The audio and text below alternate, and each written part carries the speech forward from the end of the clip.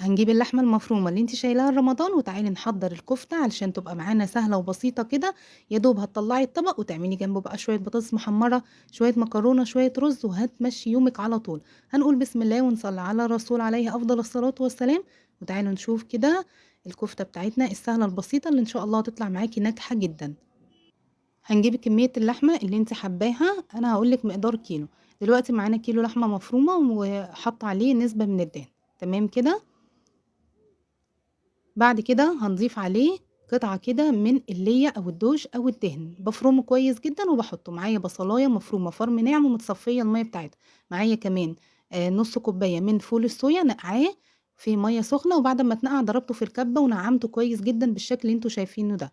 طبعا لو انت مش حابة فول الصويا ممكن تستغني عنه. ممكن لو انت حابة تزودي الكمية زي ما انا عايزة ازود الكمية تزودي برغل، او تزودي مثلا رغيف عيش مبلول كده وتعصريه كويس جدا وتضيفيه.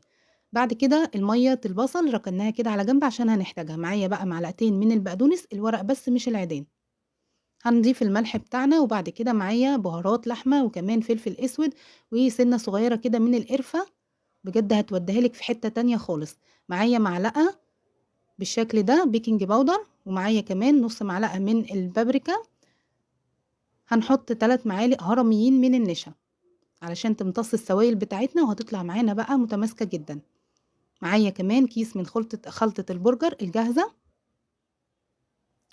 كل المكونات دي بقى عايزين نعجنها كويس جدا جدا جدا، يعني هفضل اعجن وكأنك بتعجني عجينة بالظبط. او لو انتي مش حابة الخطوة دي ممكن نضربها في الكبة تاني، يعني نرجعها في الكبة تاني ونفرمها تاني. عجنتها كويس جدا لحد ما بقت تطلع معايا خيوط وبقت الأنسجة كلها باينة معانا بالشكل ده. شايفين بقى بقت شبه العجينة كده عشان تطلع معاكي ناجحة ومتماسكة. معايا بقى البصل اللي احنا مية البصل اللي كنا شايلينها حطيت عليها ربع معلقة صغيرة من البابريكا وكمان معلقة من الزيت. هنصبع بقى الكفتة بتاعتنا، وشايفين بقى الكفتة متماسكة، محطتهاش في التلاجة لسه ولا اي حاجة، متماسكة معانا جدا ما شاء الله. في اطباق بقى فويل كده وعليها كيس من اكياس التلاجة، وهنحط الكفتة بتاعتنا على طول متماسكة جدا. وزي ما انتي شايفة كده ما شاء الله. يا دوب بقى باطلّع الطبق كده وهو المتلج أحطه في الصينية على طول، مش مدهونة سمنة ولا زيت ولا أي حاجة، الصينية كده على طول باحط فيها الكفتة وهي متلجة، واشغّل الفرن وادخّلها على درجة حرارة متوسطة. بتطلع معانا الكفتة حلوة جدًا ما شاء الله. شايفين بقى الكمية ما شاء الله، الكمية كبيرة حلوة جدًا وناجحة جدًا. وكمان يا دوب هتطلّعي بقى الطبق كده تعملي جنبه زي ما قُلت لِك شوية مكرونة، شوية رز، شوية بطاطس محمرة، واليوم خلص معاكِ. جربيها هتعجبِك، ما تنسيش اللايك وكمان المتابعة.